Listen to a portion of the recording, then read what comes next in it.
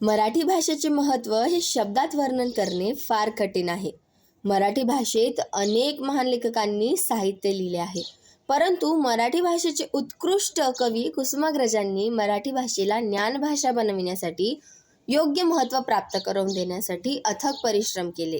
त्यांच्या स्मृतींना स्मरण म्हणून दरवर्षी त्यांच्या वाढदिवसाच्या दिवशी मराठी राजभाषा 27 फेब्रुवारीला हा दिवस साजरा केला जातो.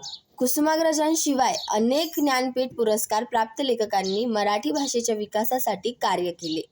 आज मराठी भाषा ज्या रूपात जिवंत आहे, त्या रूपात तिला जिवंत ठेवण्यासाठी फक्त छत्रपती शिवाजी महाराजांचे योगदान आहे. शिवरायांमुळे महाराष्ट्र व मराठी भाषा टिकून आहे. मध्ययुगात अनेक विदेशी आक्रमकांनी भारतावर आक्रमण केले.